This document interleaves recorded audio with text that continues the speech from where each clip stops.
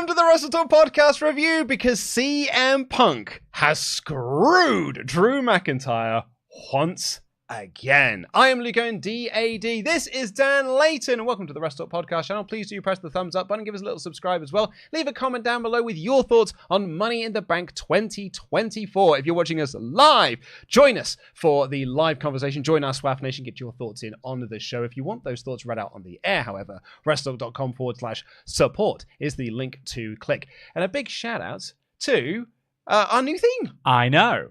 Right? Glamorous. Isn't it just? Yeah. This is something we've actually been sat on for a little while now. Yeah, I've been through 3 haircuts since we filmed this. So it was our producer Rich is the one who sort of like was spearheading this. I said to producer Rich, like, I want to revamp like how the show kind of looks and feels and this, that, and the other. I feel like we need to upgrade some of our streaming. I feel we need to upgrade some of the graphics because they're kind of like leftovers from the pandemic era. And he got in touch with Jordan Olds from 2 Minutes to Late Night, who people might remember did the stuff with Danhausen for the Ass Boys when he was doing all the stuff with them. And he got in touch with them and they put together this song, and we've had that since before WrestleMania. Yes. Yeah. It's been a long time we've been sat on that.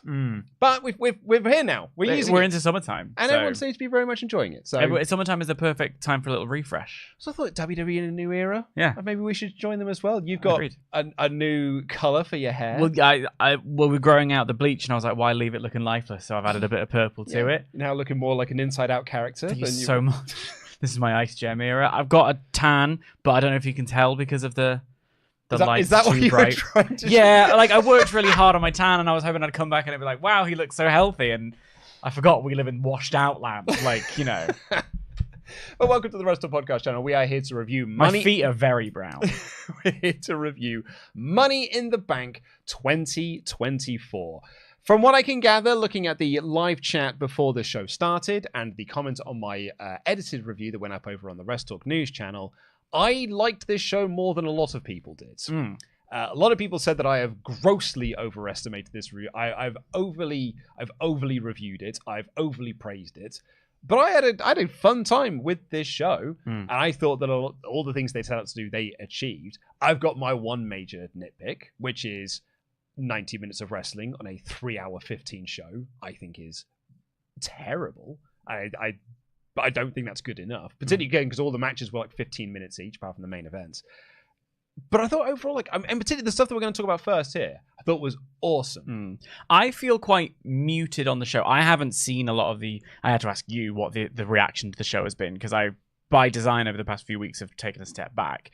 So I haven't really seen the consensus. So I'm quite looking forward to doing this review and finding out how bad or good my take is on the show. But essentially what I had felt overall was this idea of a fine show. Like, there was nothing in there where I was particularly like jumping out of my seat kind of thing. I was cheering the women's match, but that was more of for very different reasons. Whereas like this angle that we're leading with is one that I think is really good. I think it was a solid show, but because everything around WWE has been so like up here, they've delivered a show that's like here, and that makes you feel like it was an under delivery when actually for so long the bar was so low. On top of that, you couple that with it being a Money in the Bank show, which comes with its own set of expectations. Yeah, we're going to talk about Money in the Bank, an exciting show. Yeah, that people are like, it didn't live up to my expectations of A, what has come before it, but B, for a Money in the Bank, and I think check your privilege. Remember when it was rubbish? I know,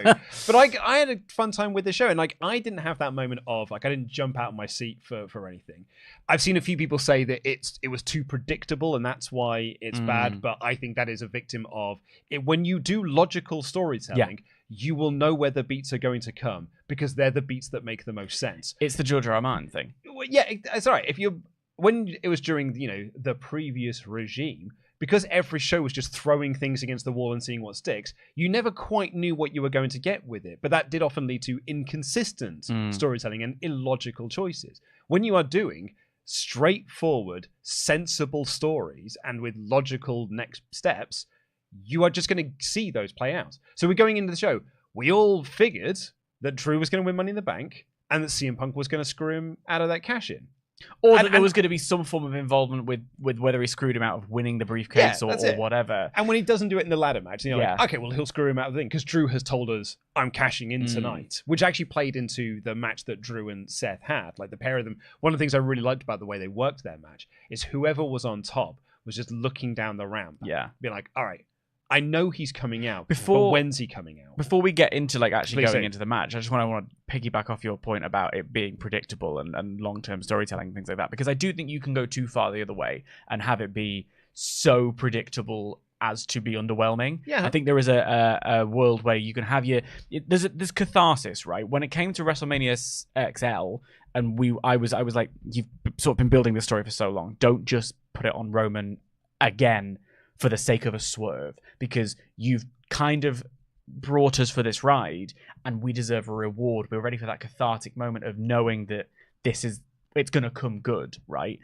But there is also a world where that then becomes so predictable as to be boring. And you want to not mix it up and swerve for swerve's sakes, but build into your long-term storytelling a surprise moment. Oh, I'm reading the tea leaves and think actually something I've not watched the whole thing, but the much delayed behind the scenes documentary, Triple H says fairly early on in it that he sees creative as a GPS where he puts in the destination and it'll sort of guide you along the way. And I actually really responded to that as a writer. Like, I liked that outlook on creativity and creative writing. There is something, especially when it comes to professional wrestling, because it can be, someone's got injured. This storyline with Punk and Drew and Seth is kind of prime example of how you work with those bends in the road that you weren't expecting, those unforeseen obstacles. Along the way, you probably should build in one or two like surprise moments to make it so that it doesn't just feel like I'm settling down and yes, our 5 match prediction shows, we're predicting the same thing because it's been signposted. So it can be both. I can see why people are underwhelmed by the show. Absolutely, I can. But I also think there is an abundance of intrigue coming out of it that is like, well, that was a perfectly fine B show. Let's move on. Well, and that's, I think, because it's not a B show. No, it shouldn't be. This is the A show. Like they have renamed the Big Four to the Big Five because let's put Survivor Series down because it was never one of the Big Four anyway. So we're still at the Big Four. It's just that we've now renamed. We've changed the four. We've just changed the four. Just when you think you've got all the answers, yeah. I've changed the four. So people, and I think part of that is, and why people are underwhelmed by this show or are slightly down on this show. I'm looking at the live chat there. I've seen somebody like, most boring show of the year, worst pay-per-view of the year, this, that, and the other. I think part of that reason ties into what happened within this match. Because it's not just Money in the Bank as a match and as a concept. It is the briefcase. And it's seeing someone have that briefcase and the story that you tell with that briefcase and them carrying that briefcase for a while. One of the big criticisms against the women's Money in the Bank for so many years was that, like, 4 years in a row, the women cashed in on the same night that they had it, or numbers to those effects, right? That they just cashed in. It was like Alexa Bliss cashed in the same night and Liv Morgan, and so it just became this thing of like, well, no one holds onto this briefcase.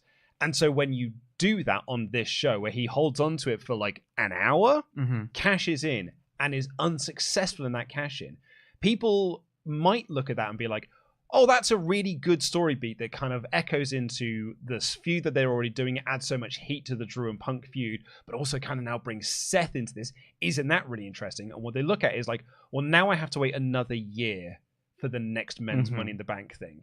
And that is where some of the underwhelming and the disappointment of it can come from. Yeah. That is my sort of read on people's reaction to this show. And that's a really interesting conversation to have about Money in the Bank in general, because we're 20 years into the briefcase now, or thereabouts, is next year is the official anniversary, during which time we've sort of seen every version of what you can do with the briefcase. Like, there's a couple where they've been unlooked at, like holding it for a full year, or within the same the champ and the briefcase are within the same faction. Like, there are a couple of areas we haven't really looked at, but generally speaking, it's become, for me, I'm a little bit like, the briefcase has come to feel like a bit of an albatross. And I look forward to the match, and I look forward, everyone likes the short-term gratification of a cash-in.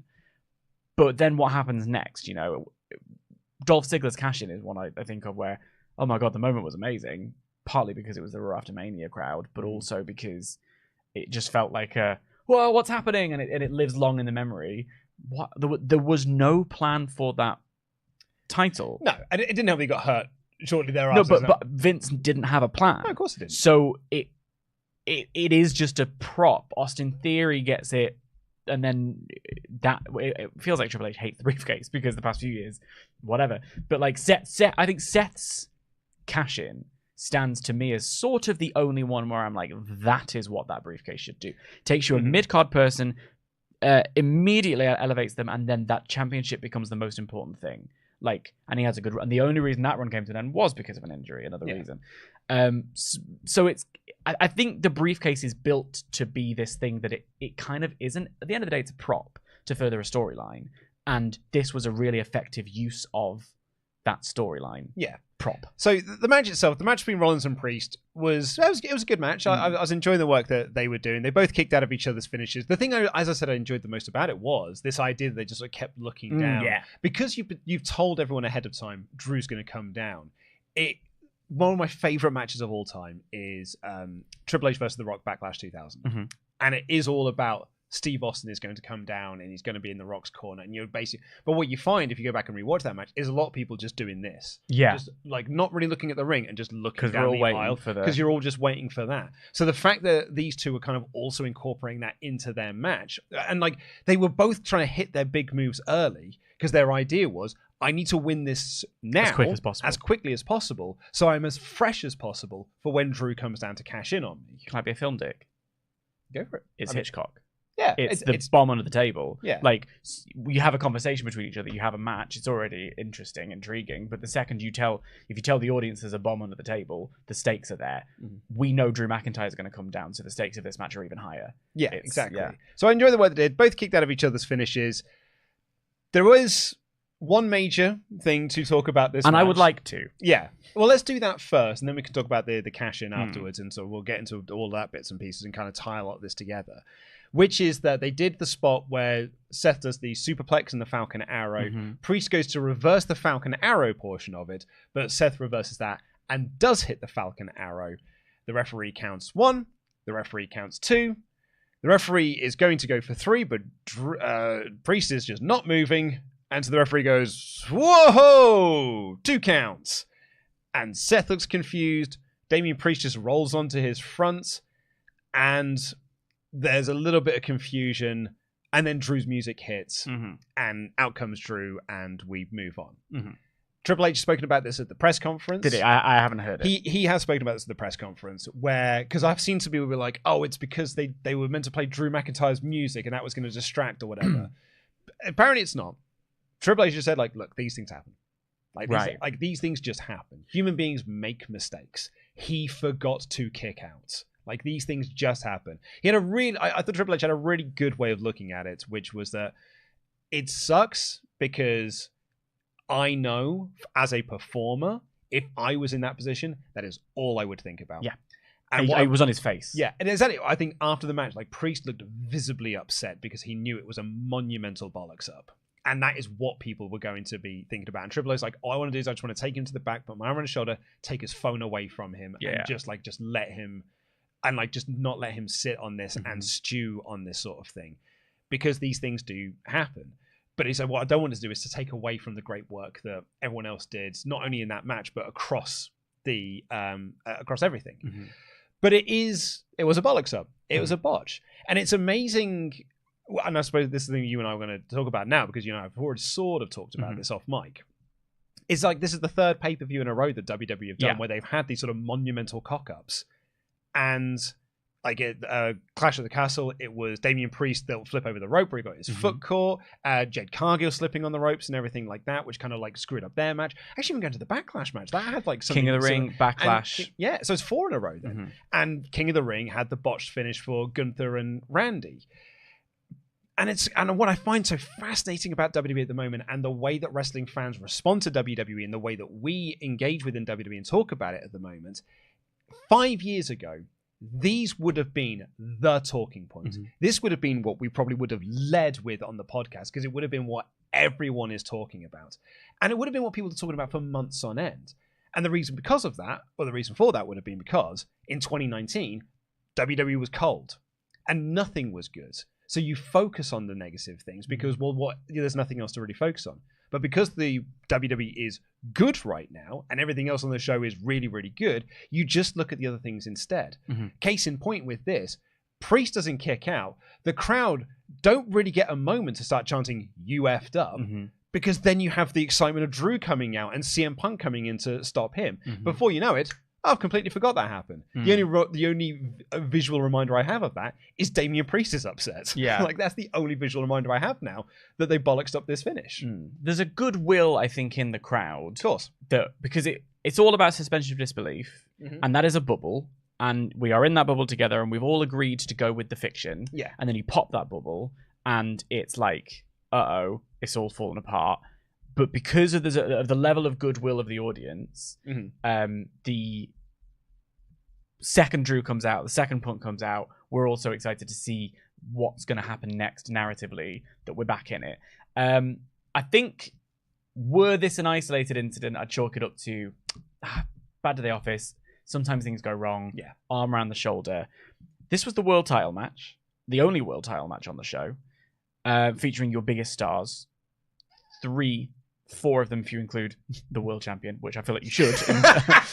And all due respect to Damian Priest.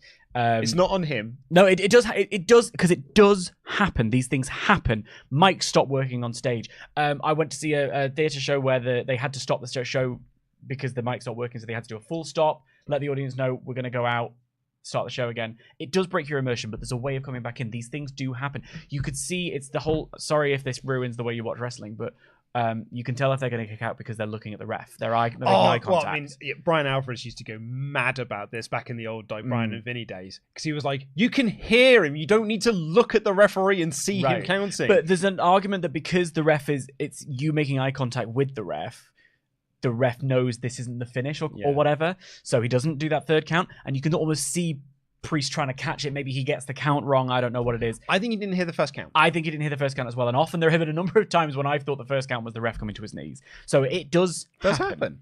Whatever. Is it because there's mics underneath the ring? So you as an audience at home are hearing things slightly different to what they're hearing in the ring. However, this is the 4th show in a row where fairly major, not just like whoopsie poopsie, massively noticeable botches have happened. Over the past 6 months, we have given WWE very effusive, very earned praise for their progress in storyline, in production, in in-ring work, all of it. The way they've managed to make belts matter, the way they've managed to make tournaments matter, the way they've managed to make their shows feel like must-watch, the way they've managed to make their pay-per-views, even their B shows. I think that decision that they made to take their post-Mania slump shows to the hottest markets is absolute genius. I think they have earned the praise that they have received on that level. So, when things like this go wrong over and over and over again, they need to sort it out, because it is, hold yourself to that higher standard. I want to repeat, I'm not necessarily having a go at the performers. These things do happen. Look, sometimes we cock things up. It happens on this show. It happens everywhere. It does happen. But there is a point where you go, right, we need to have a full staff meeting to stop this. We are the market leaders. What are we doing? It makes it look like a sloppy show. That's maybe me being a little bit too harsh, or maybe it's just me holding them to a standard that they tell me that they have. But I do respect, by the way, and I do appreciate Triple H coming out there and saying, I didn't hear that. I haven't watched the post show, but knowing he said, I want to put my arm around him and support him, that's good. It's good. It's what a boss should do. It is what a boss should do. So good for them on that. And also, yes, good for them that they have created the level of goodwill with the audience, with us as audience members, that we are going to go straight back into it when the hot angle happens. It'd be very interesting to see. So, I read comments that are on our videos and stuff. I do see that one guy who just says that all I do is I repeat the Fightful review, which is why I've stopped listening to the Fightful review. because sometimes we all share opinions. Well, that's the thing, is because like in their mind, two people can't hold the same opinion. Yeah. And I just regurgitate the final review. So I've now taken the step to just not try and listen to, even though I like listening to that show, to not listen to that show. Well, that's it. It's like I can just do it after. And they're like, oh my god, they're just regurgitating what I said. But I like listening to it on my commute. Anyway, so like I see comments. What I'm interested to see is how much of a focus this gets, because on a show at King of the Ring, no one really talked about the Gunther. And no one's talking about it anymore.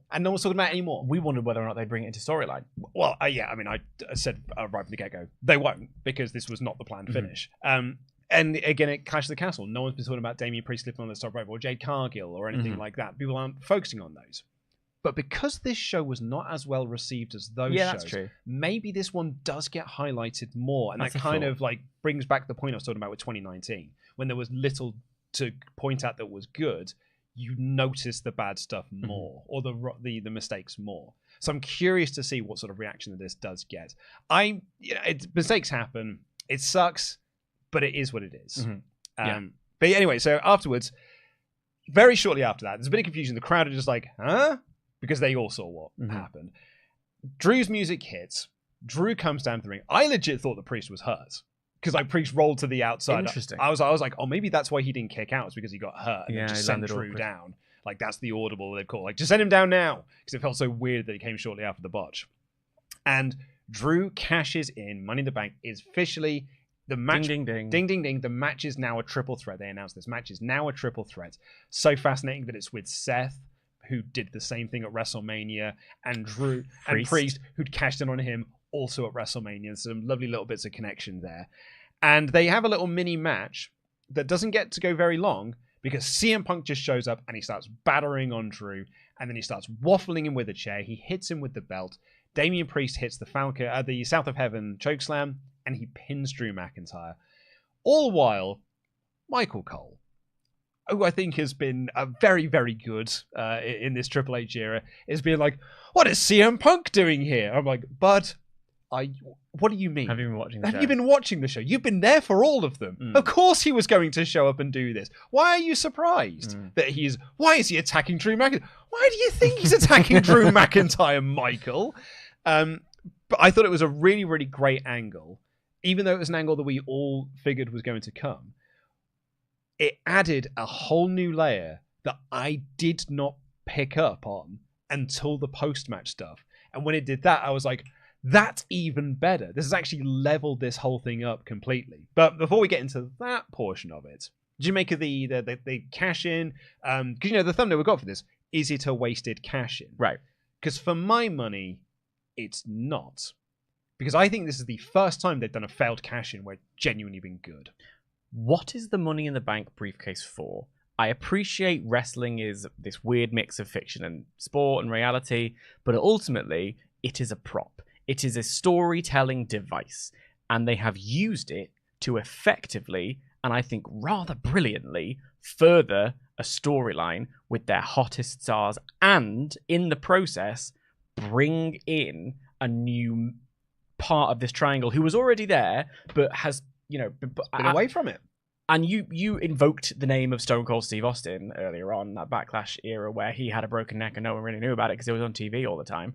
That's what they've been doing with CM Punk. CM Punk has had the biggest impact on this main event story without wrestling a match. He's wrestled one match this year. And I don't count the Royal Rumble as a match in that regard. Everyone talks about it. I don't. It's just a big group thing rather than it being a match.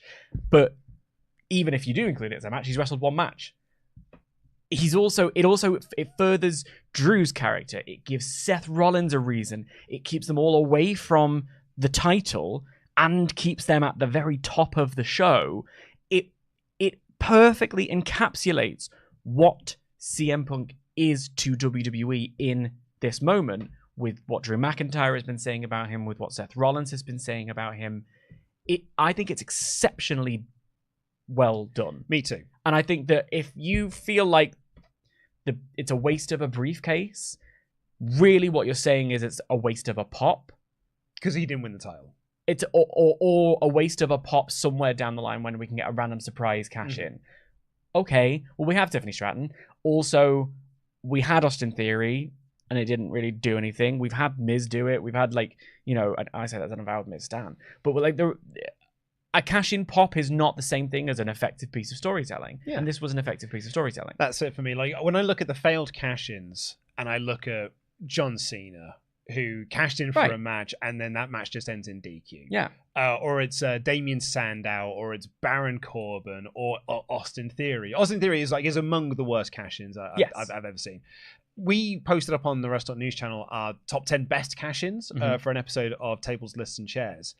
And I was checking the comments on it because I just wanted to see what people were. And there are a bunch of comments that have been left within the last 12 hours. There was like, I really hope Drew's is in the worst cash-ins list when you do it next week. Right. I really hope Drew's is in there. I hope Drew's is in there. And like a lot of people looking like it's a wasted cash-in. But I think to your point, what you're making there is what you've been is, well, he didn't win the world title, therefore it's wasted.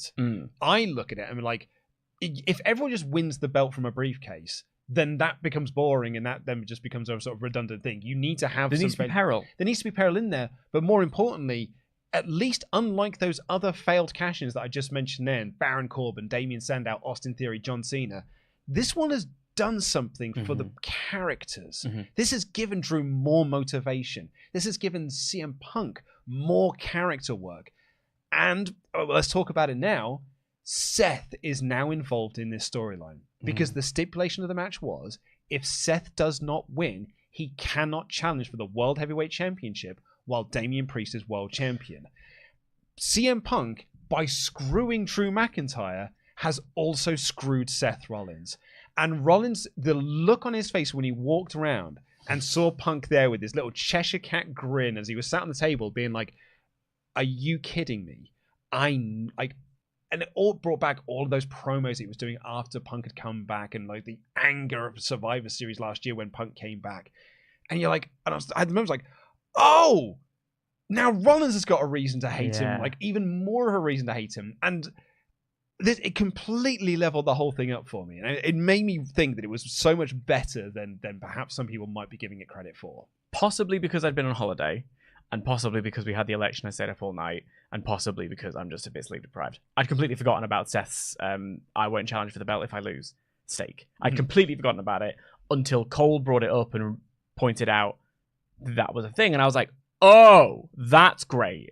Then when they've mentioned briefly during the commentary, and I feel like this was very intentional, Corey Graves is like, Seth is one of my oldest friends. They mentioned that. Yeah, absolutely. So that when Seth is quite justifiably fuming, he's screaming around the ring, and that brought not just promos, that fan cam shot of him screaming at Punk at Survivor Series, the interview where he's in character but calling him a cancer, like it brought all of that to me. And you've got real life closest friend Corey Graves, not now. Corey, his headset comes off. Corey takes the headset off because he can see Seth coming, and like your mate at the pub who you can see is like, oh, he's about to make a bad decision, so I need to step in.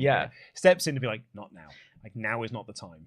And I think maybe I need to watch it again. I have only watched it the one time, but there was a little part of me that saw Punk almost be like, damn it. Like, I've been so caught up in my Drew thing, I forgot that I'm also screwing over another one of my big rivals in this moment. Yeah. And there's almost and you know, Punk has to do that thing of, I'm Punk, whatever, blah, blah, blah. But I'd like to watch it back and see whether or not I'm just what's the word for when you just completely make it up in your head? It's like your headcanon. Not even that. There's maybe it is headcanon, but there is a phrase for it where I've just like projected that on it. I wonder whether or not that's a part of it as well. But it almost is a part of that as well, because the fact of the matter is, wrestlers are going for the world title. That's their main goal.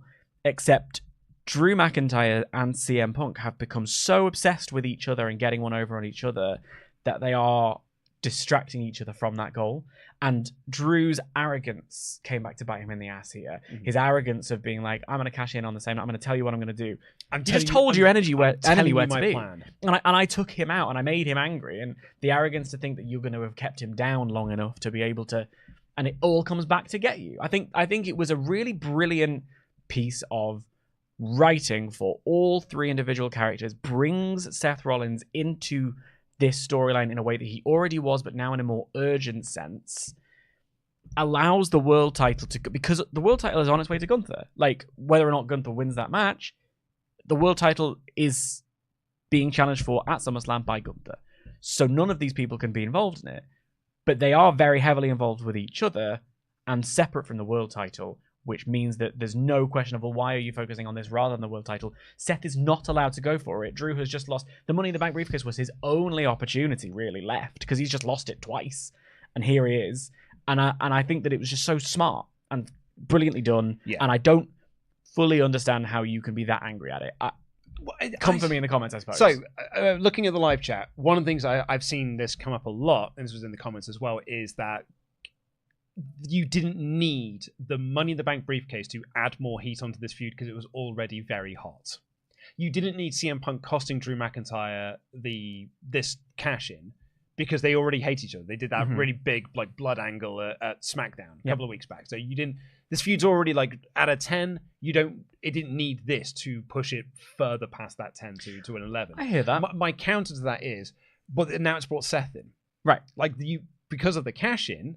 Now Seth can't challenge for the world title. It does justify doing this because now you've got this person, you've got this extra character within the story, and that has now ramped it up to an 11. I like that far more than what I was about to say. because that is true. That is a justifiable reason to use the briefcase rather than what I was going to say was, all right, well, who else do you give it to? Like, not to be a dick about it, but do you give it to Jey Uso and then he just holds the belt for 270 days and you just wonder whether or not he's ever going to feel like a main event superstar? Like, and I'm saying this with respect in terms of how they're booking him and then what we've seen from the matches. But we were talking about give it to Andrade? Well, this is it. We were talking about this with Money in the Bank, and the reason why I thought that Drew was the right winner, not only the right winner, the only winner, is I'm looking at the other 5 lads in that match, and I'm like, well, Jay's going to be doing Bloodline stuff. Chad is involved with the Wyatt Six. Andrade and Carmelo. Andrade and Carmelo are just there to do spots. And then LA Knight. And LA Knight's feuding with Logan Paul. Yeah. So Drew's your only choice in that match then. And like, because you're not going to give it to Andrade or Carmelo because as great as it would be, as a surprise it would be, they're not at that level. They're not. Who are they going to take that belt off? Is it going to be any of these 3? Drew. They're not being Cody. Priest or Gunther or Cody. This is and I did like that they pointed out that Drew could go for Cody and the idea that Cody was going to be in a fairly brutal match. And actually, again, maybe if Drew had been a bit more patient, he could have gone and picked up the scraps. Could have been. You know, like there's something really.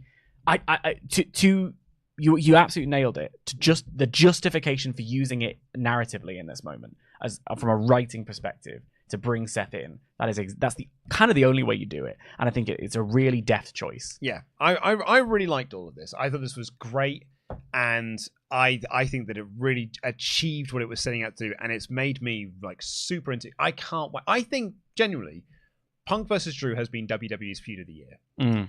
I know there were some people who were quite upset that CM Punk ended up into our best wrestlers of 2024 list. ... So far, came in at number 10. He only got 2 votes, but he got enough to get 6 points, which put him into the top 10. And yeah, someone was like dead upset about that because he hasn't wrestled this year. And I'm like, but he's been a real focal point of these shows. Can I ask you a question? And I've finished my point, and then I will answer it. Because I'll always answer any question you ask me. But it's just because like there is more to wrestling than just the in-ring stuff. It is the presence you bring to the show. It is how you affect storylines and stuff. And I'm looking at Punk and Drew, and I'm like, that is my feud of the year in WWE. They haven't had a single match yet. Yeah. I've now finished my point. Please answer your question. Was Ivar in your list? Sorry? Was Ivar in that list? In my list of... in the list of top 10s? No. Was Obafemi in that list?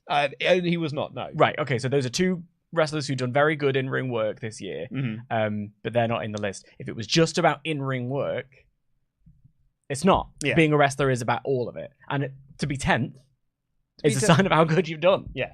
And also to the people who are then annoyed, spoilers for who the number 1 is, because, well, what do they do outside of just doing flips? You are not watching the matches or the TV show he's on. Simone Biles. Let's get into what you thought of this. I'm wondering, should we put up a flash poll? Just do a thumbs up, thumbs down. Can you start on the Ultra Chats? I will. I'm going to set this up now. All right, so we're going to begin with Known Ultra Chatter, who says, the Joker telling Batman that he's doing something bad, but he also tells him where he's doing it and how much time he has. So yes, of course Batman, or in this case Punk, is going to foil his plans. I think that's bang on the money. You know, he told us where he was going to do it, so why wouldn't your enemy show up?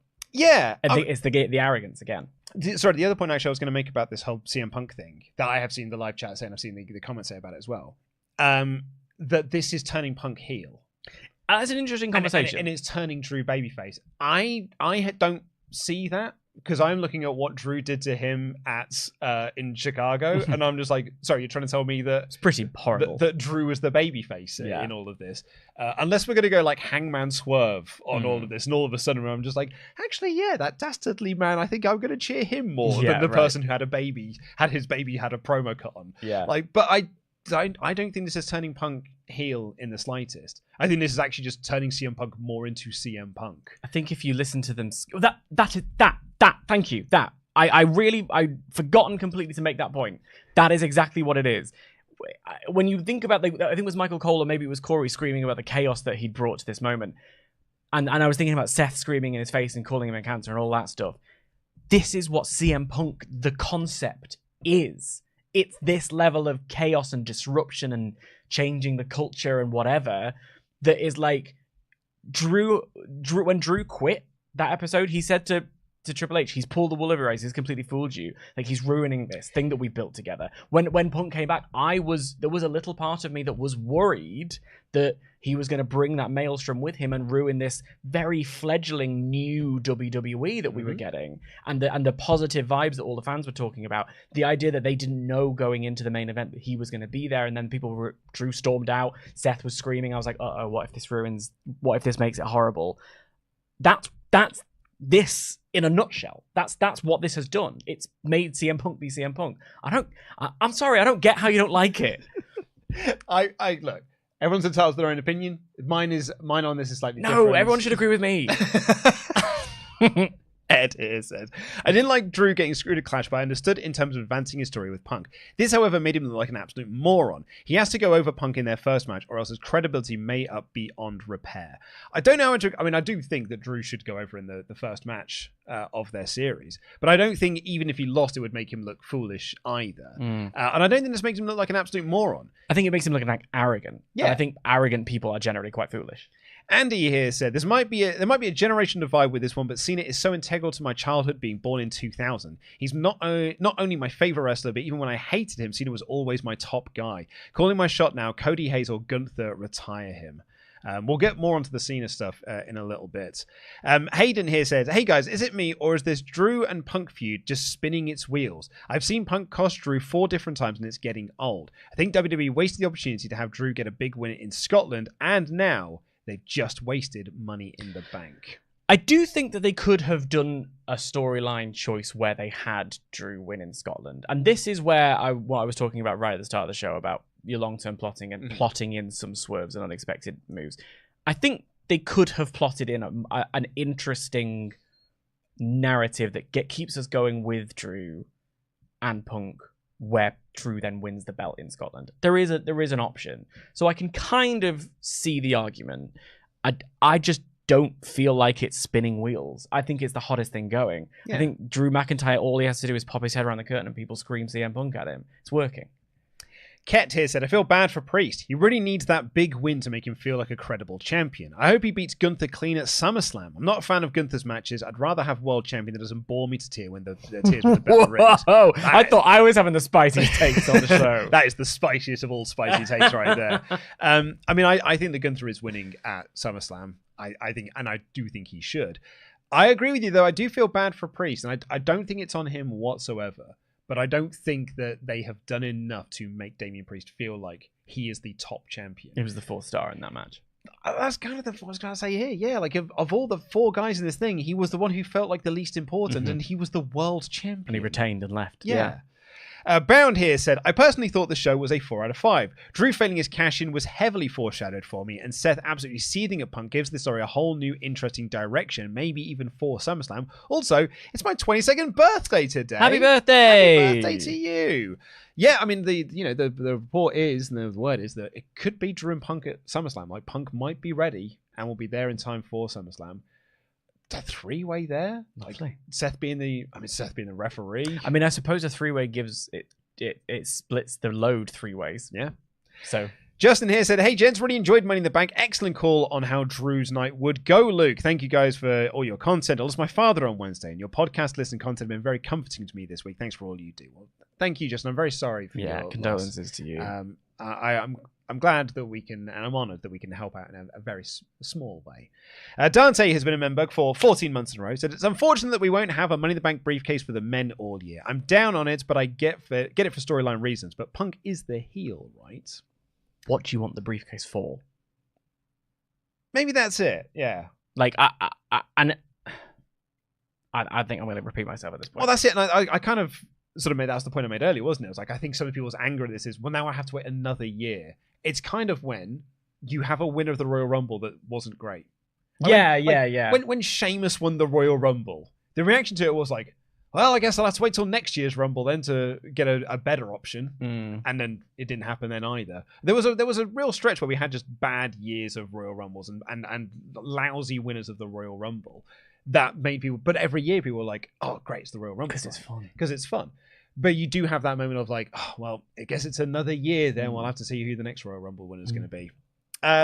Raphael says, after thinking about it, I don't think Drew should have been there. You could have made the World Heavyweight Championship match a three-way under the rationale that Punk cost Drew at Clash, and you did nothing, Pierce. Put me in or I'll sue. Money in the Bank should establish a new star a la Big E. I also think that CM Punk Drew spot has hit a new low of diminishing returns for me. I saw it at Mania, I saw it on Raw, I saw it at Clash, and now I see it at Money in the Bank. It might just be me. I don't know. I think it's the Seth thing.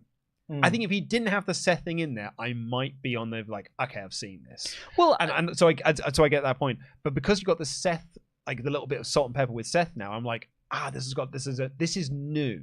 To Raphael's credit, I think if you were in the writing room, you could make an argument in favor of Drew being quite honestly screwed out in plain view of everybody, made a mockery of the whole crew, the whole company. I'm quitting unless you give me this triple threat match. You could have done that. You could have done that. So, Demon Arc here said, honestly, I think Money in the Bank needs a break. The gimmick is becoming predictable and underwhelming. Also, I think it needs to move back to being on Mania. Being its own show isn't helping it. I think I disagree with that. I do as well. I know what you mean about it needing a break, though, because I was talking a lot last year about it potentially being an albatross around LA Knight's neck. There is something about the Damian Priest. No.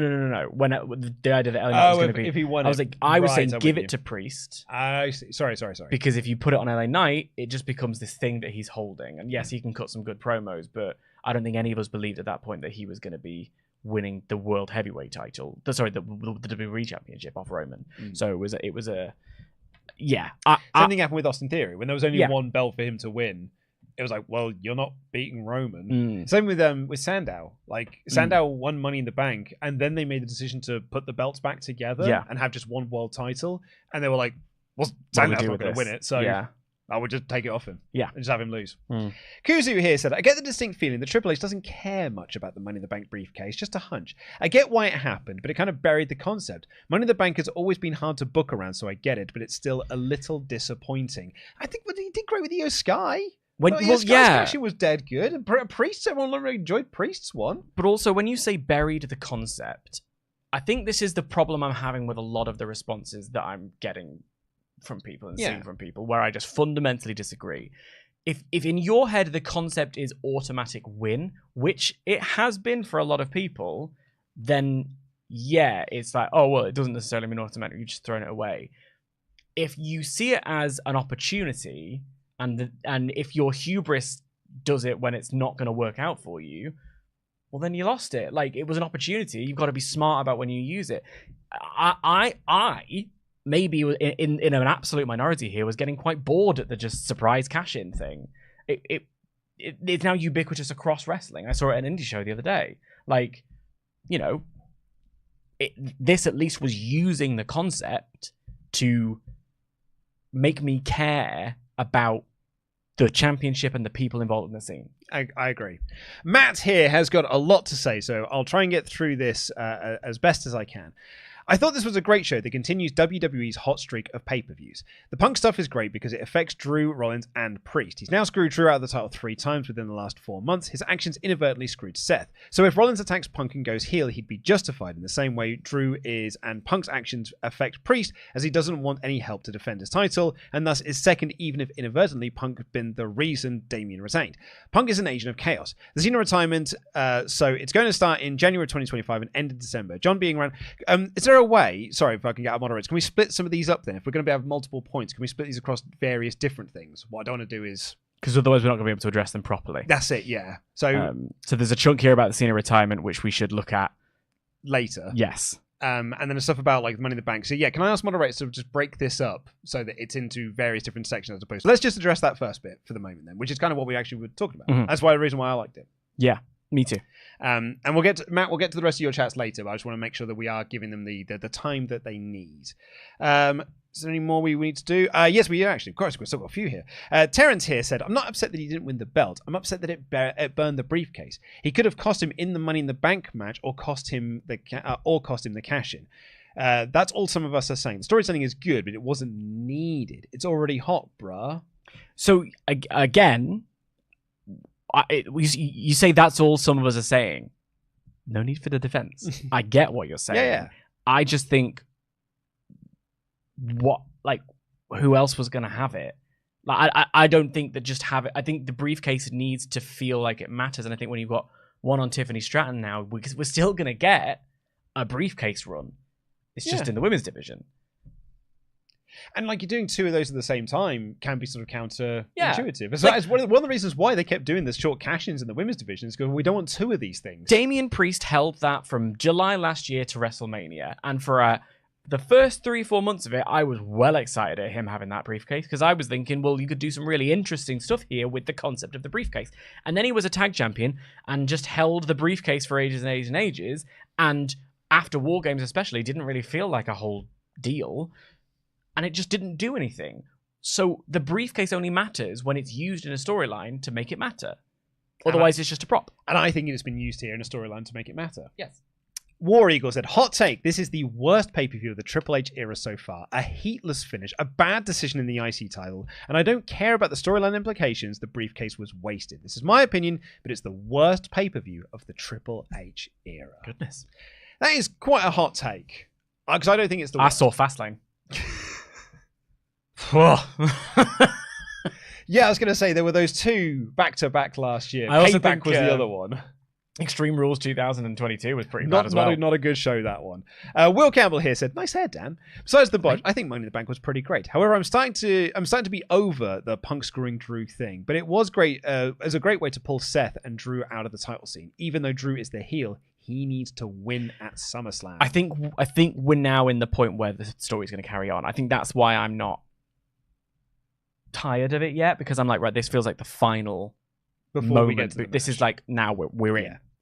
Basilic said, I thought the cash-in was a waste, but after thinking, I've changed my mind. Typically, the Money in the Bank is a story for 2 months, cash-in and rematch, but now you've got multiple stories that can be told until WrestleMania. Mm-hmm. Joe Earl said, what did I say, Luke? I told you that CM Punk would screw Drew's cash-in and we'd have a 3-way blood feud. And Joe Star said, Drew needed to get the briefcase out of the way for the rest of the year. He'll get back into the title picture somehow before the year is over. Punk and Drew at SummerSlam, Seth and Punk at Mania. Seth and Punk at Mania, I think, would be a really good match to do. Because that was the match you were going to do this year. Let's get into the rest of the show. I'm just going to end that first poll here just to get an idea of what people thought. Was it wasted or not? No, it was not wasted. 60% of the vote. That is a real 60-40 split there of like that. So 40%, nearly half your audience there thinking that was a waste. Our opening contest was that men's Money in the Bank ladder match. It was Jey Uso versus Andrade versus LA Knight versus Chad Gable versus Carmelo Hayes versus Drew McIntyre. So one of my things on the show was, God, I hate how much sponsorship there is on this show, and it'd be lovely to have some of this time dedicated to the old in-ring wrestling. Even the briefcase is sponsored now, and like that was honestly, I don't know why. I've got no issue with the sponsorship on the mat. I got no issue with the Prime logo on the mat. The second I saw a sponsorship on the briefcase, I went, ugh. Oh, it didn't bother me at all. I don't like that. I mean, also as well, because it's sponsored by the baddies from The Boys. Sure. I don't watch The Boys. Yeah, I mean, well, it's. I mean, I haven't. I guess it's like the Dharma Initiative from Lost is sponsoring the. I suppose I haven't seen I've stopped watching about season 2, so I don't know much about what's going on these days. But I do find it funny that there are a group of people who are suddenly realizing that they've been the butt of the joke the entire time, Right. and are only just waking up to that fact. Right. But seeing that they're also the people that are sponsoring the briefcase just made me go like, ugh, it's a really interesting conversation because sponsorship in sports is such a. I see it all the time, so I'm kind of a little bit past it. But then if it named Old Trafford, I'd be fuming. Like, do you know what I mean? If suddenly Old Trafford became the Sports Direct Arena, which happened to St James's Park, I'd be very cross. But when I watch like the French Open and there's Rolex and whatever, and when I watch it's everywhere. RuPaul's Drag Race, sorry, and there's like this week this is sponsored by this week this is sponsored by this, or every football team has a shirt with a sponsorship on, every match has a sponsorship on it. I couldn't care less. Oh, well, that's the thing. At this point, I think a lot of that sponsorship is just white noise. Yeah, like honestly, I do think like when I watched the England game last night, like I didn't spot any of the sponsorships, even though there's sponsorship plenty in football games. I didn't spot a single one of them because there's so many of them, they mean nothing to me. It's only because, like the Prime, I don't even notice the Prime logo at all now on the mat. It's just because it was on the briefcase. And it made me go like, oh dear. I didn't notice it. You have gone too far now. Right. You have sullied the Money in the Bank of the good name of the Money in the Bank briefcase with sponsorship, good sir. What's next? Title belt's going to be sponsored? I mean, I wouldn't don't give them ideas. I mean, that's the next step. That will happen at some the Carling Cup, the Carabao Cup. Oh, cool. Well, yeah. I mean, but I'm talking about proper titles that people care about. Like those are things that will get sponsored. Anyway, this was a sprint of a match because, like every match on the undercard, I say the undercard, the first 4 matches got like 16 minutes. It was like between 16 and 17 minutes. All these got. So they had 6 guys just go out there and just go wild for 17 minutes. So they just went at 100 miles an hour and got everything done in those 17 minutes. And amazing, this is Gable's first ever ladder match in WWE. They were saying. And this was just, there was wild from the out and just continued at that pace. This was just spot, and I had a great time with it. Andrade and the springboard leg drop to Gable off the ladder, the springboard Spanish fly to Hayes shortly thereafter. Lovely to see Andrade getting some stuff here. Gable did a series of suplex, even suplexed a ladder. At one point, he was going so much onto them. That was I loved that. And the crowd chanting, "You still suck." Yeah. Delicious. Knight doing the backbreaker onto a ladder while it's on its side looked like it was sore. Drew just powerbombing Gable onto the ladder. They did the yeet yay spot on top of the ladder. Yeet yeah spot. We had Knight pushing Andrade over the top of one ladder into a sunset flip powerbomb on Carmelo Hayes onto another ladder. We had LA Knight being backdropped, overhead like belly to belly suplex onto a ladder, onto a ladder bridge and stuff. Gable at one point was hanging from the briefcase and almost did like that AJ Styles front flip, just splashed it, and then he got into a spear from Jay. Jay nearly had it won, but Drew, I thought this was quite a clever bit of booking here in the match layout, actually yeeted the ladder into his face. Yeah, he beat him with a yeet. He did. I think that's intentional, and I don't mind it. And then he won. Absolute sprint of a match. It also did that thing where like wonderful. It plays with any smartness you might have. Jay's climbing up and he sets the ladder up in the hard cam side, and I'm like, well, this is it. This is your moment. And then Drew, stops him. So I liked that as well. I thought the match was really. I don't know how. Ladder matches don't excite me in the way they used to. Yeah, so Tempest has been saying this in the office as well. He's like, I need a break from ladder matches. Especially multi-person ladder matches. Yeah, because when they announced the Bucks and FTR for the tag titles was a ladder match, I went...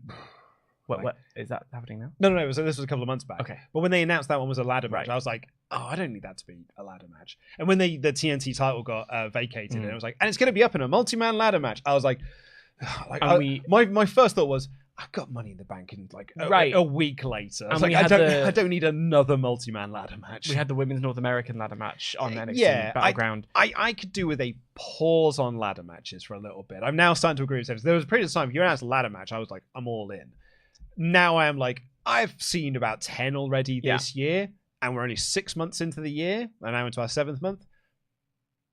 I'll pump the brakes on them for a little bit, please. With that said, I did enjoy it as a ladder match. It was very good. Great. So yeah, well done. Thank you. Sorry, I was thinking I did it again. I'm sorry. This one was one that genuinely did surprise me.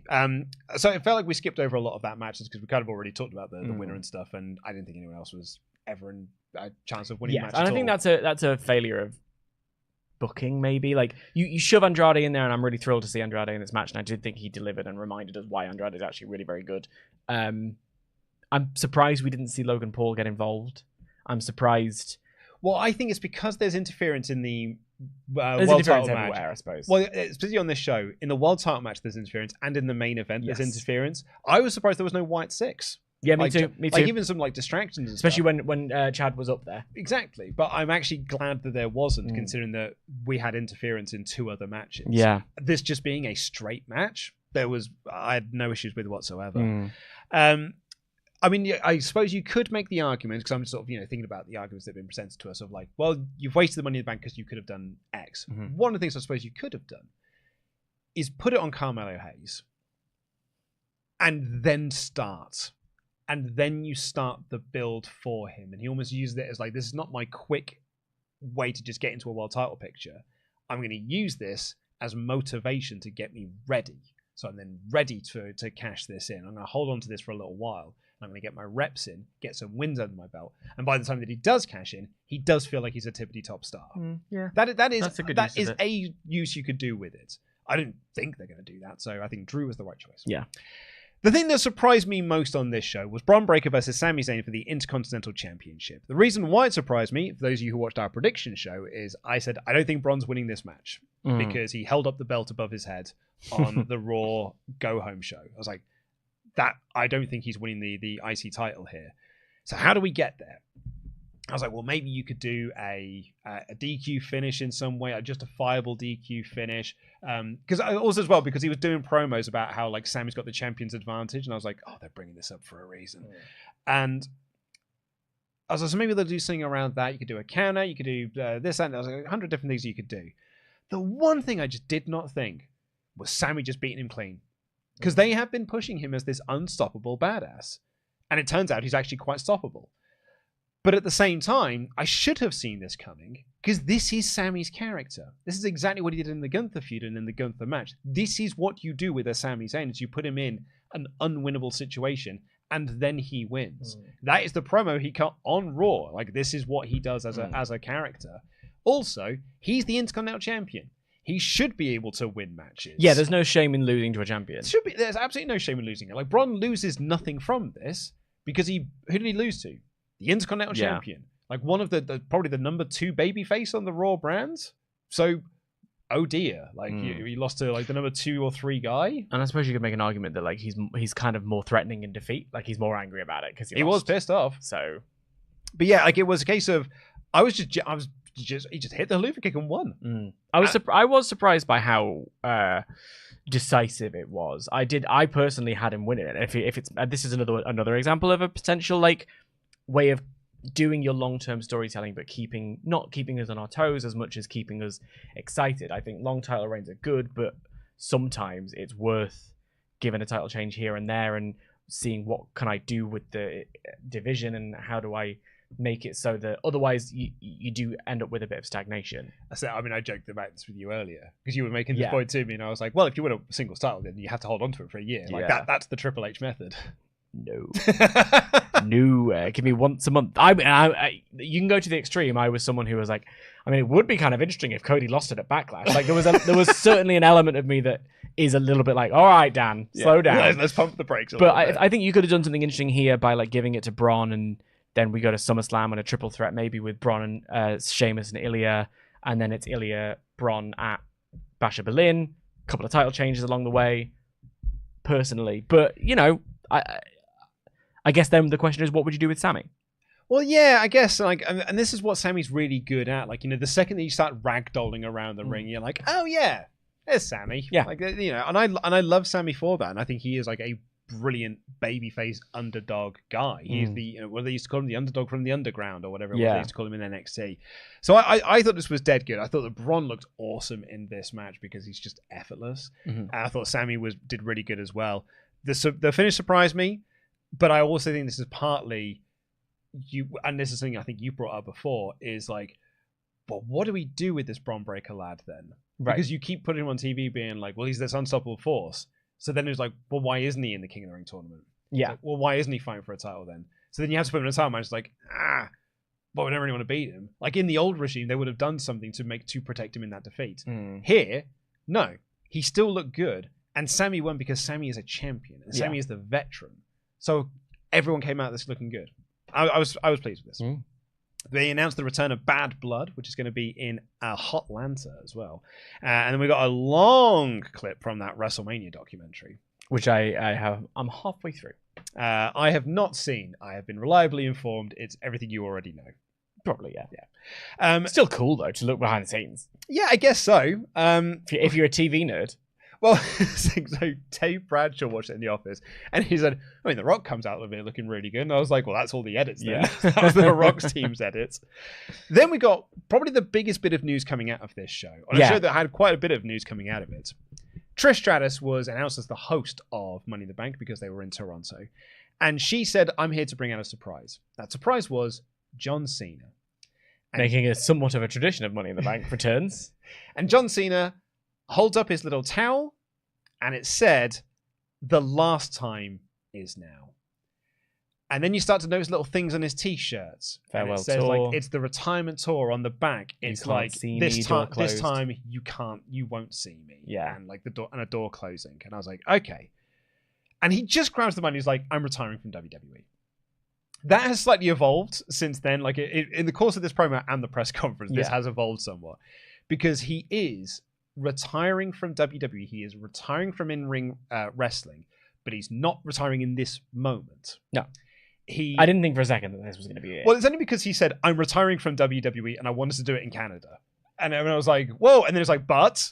Oh, not even a million years did I think that he was just going to come out and say it and leave. Well, I was like, what a weird way to do this. Yeah. But he was like, WWE is really hot right now and they've got so many cool things going on and I'm going to be a part of some of those. I'm going to be on Raw when it goes to Netflix in 2025. I'm going to be in the Royal Rumble, but it's going to be my last Royal Rumble. I'm going to be in the Elimination Chamber, but it's going to be my last Elimination Chamber. I'm going to be at WrestleMania. It will be my last WrestleMania. So that led people to think that he's retiring at WrestleMania. That's not the case. He's retiring in December next year. He is doing a full calendar year. This is what he's talking about in the press conference afterwards. He has a lot of things to juggle because he's a busy boy. He's got a lot of things to do. But he thinks if all goes to plan, he should do 30 to 40 shows next year. So 30 to 40 dates for WWE. Some of those might be house shows, some of those might be TV shows, and then there'll be the pay-per-views as well, including the 3 that was the 4 and he's already announced, including the Raw on Netflix. But yeah, I wanted to be open and honest with you. Like, I wanted to do this in Canada because WWE is hot right now, but I was here when it wasn't. Yeah. I was here when this place was ice cold. I was the top guy at that place right at that point as well. But every time I came to Canada, you guys always brought it. And you always told me what you thought about me, and I really appreciate that. So I'm glad that I can come out and announce this now. I'm going to be on the press conference later. I'm going to answer all your questions then.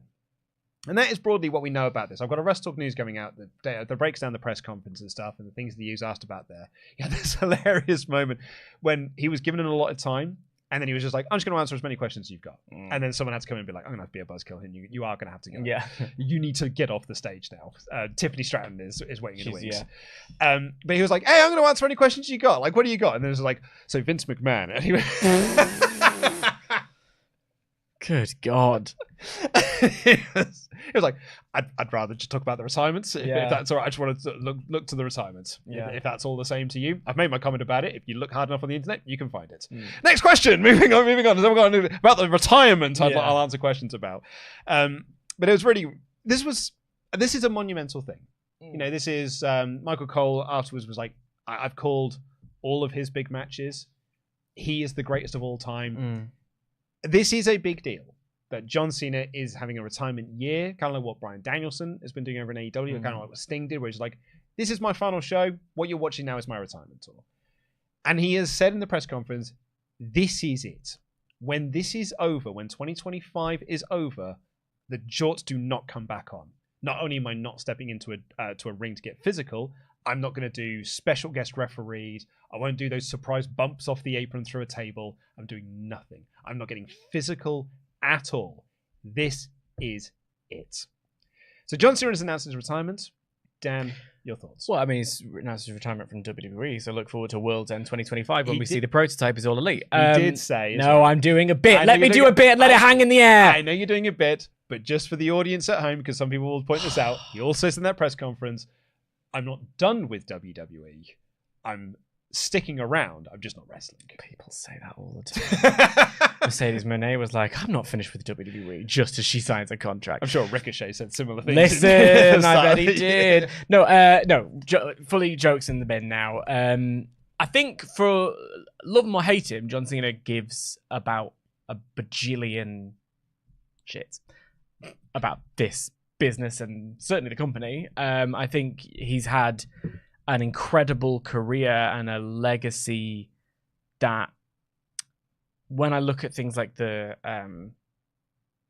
Make-A-Wish stuff that he's done, the transition he's made into the Hollywood thing, when you hear him talk about his the heel turn that was ready to go, you really start to understand just how much he cared about this, and whether or not I can sit there and say, dude, your STF looked like crap. Which it did. His punches are terrible. Yeah.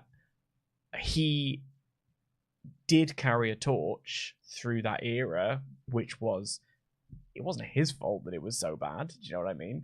So I just have an immense amount of respect for him, and it is going to be a weird moment where John Cena, the active wrestler with his jorts and his colourful shirts, aren't around anymore.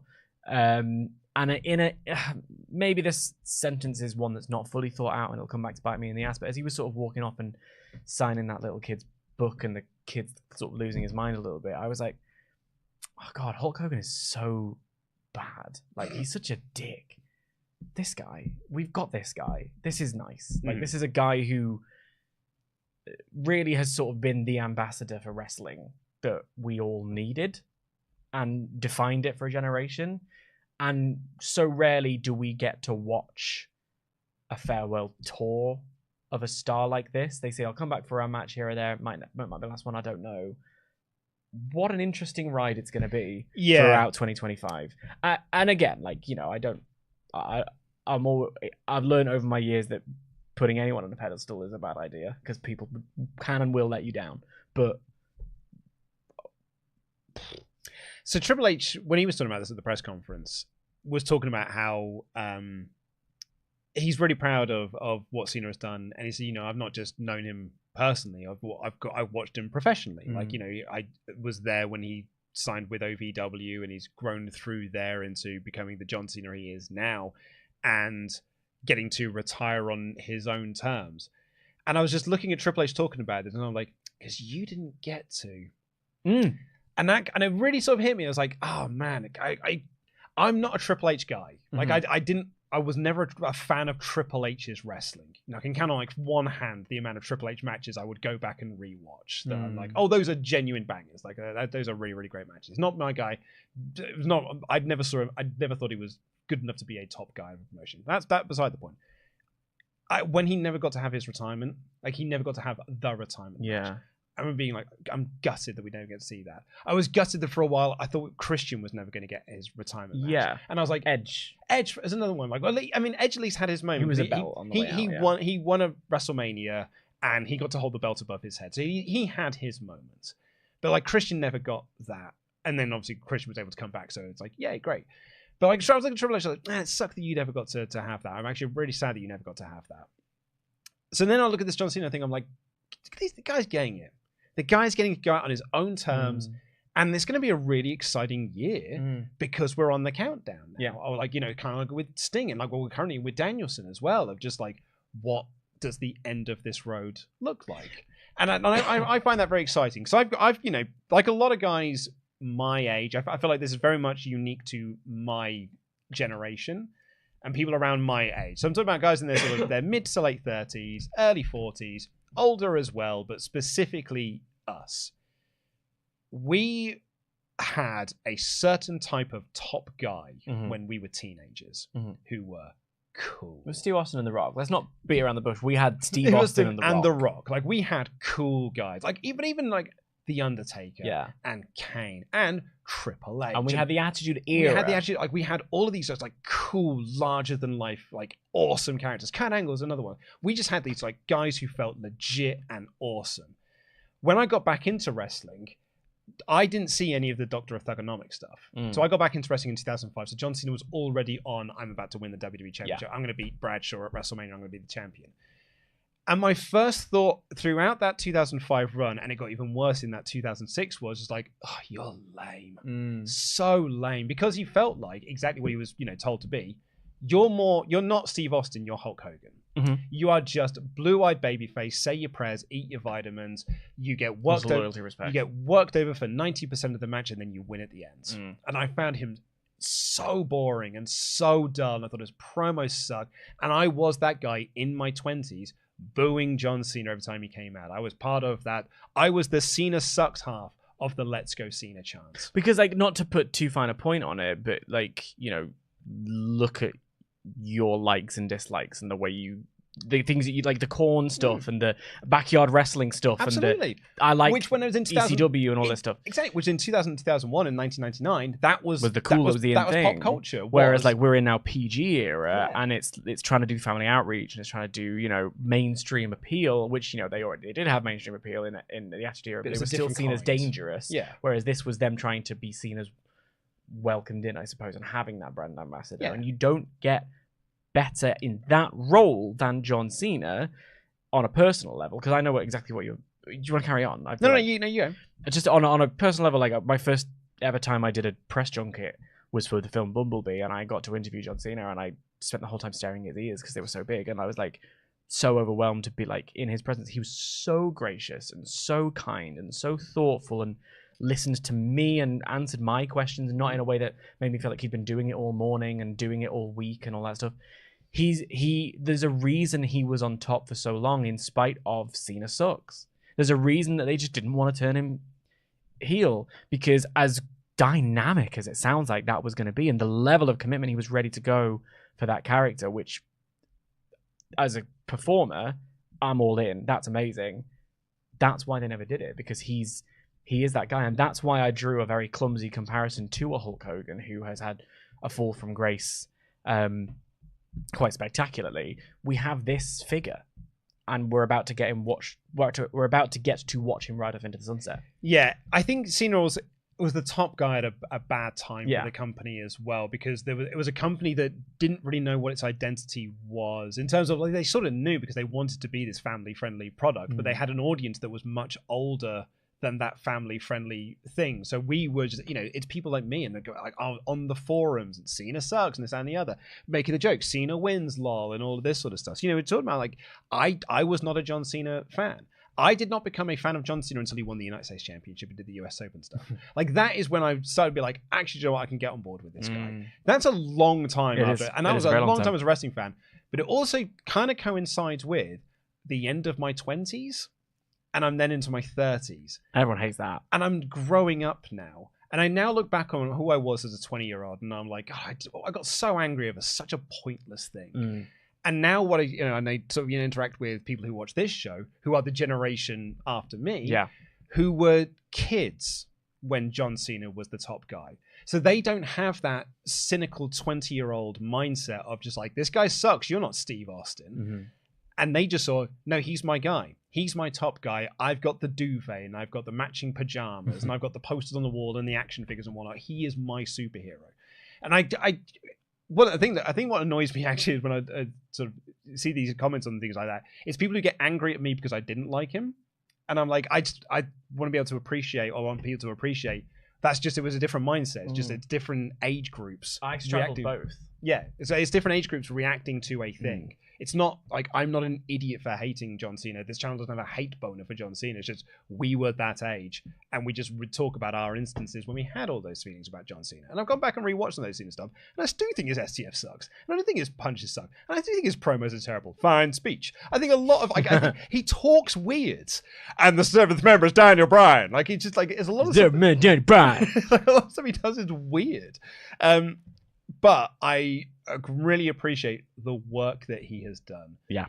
And I remember being at a house show in 20 2016? 2016, I think I was at a house show at.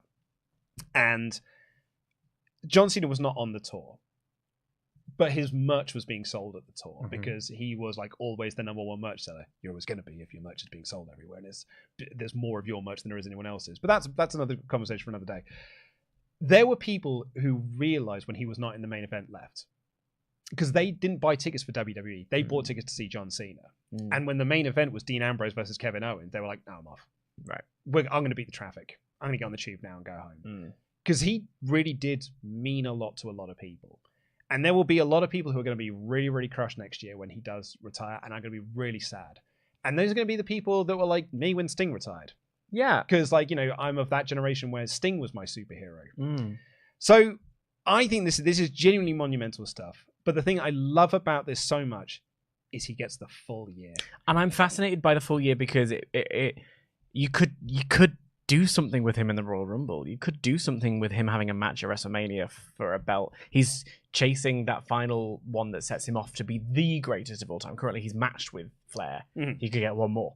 Like, I would love to see him do have him win the Rumble.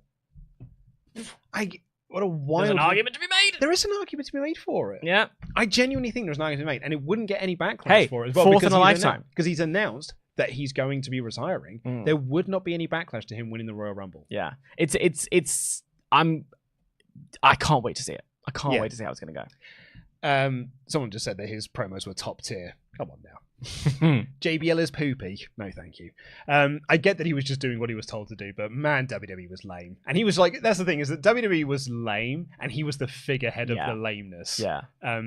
And all those Randy Orton matches were well boring. Yeah. My favorite tweet I've seen about this is from Filthy Tom Lawler, who tweeted, John Cena's career compromised to a permanent end. So what I mean, he's weird. He's a weird guy. That moment was so weird, but then that's very American. America compromised to a permanent end. I love you, America, but sometimes there are some very interesting things that happen. It's a fine speech. The Judgment Day were hanging out in their Judgment Den, and Priest told them, McIntyre or not, do not come out to interfere with that. And they had a little moment where Balor was sort of looking at him. And I thought they actually did set up a little thing there a little hook and tease that maybe he might come out for this match.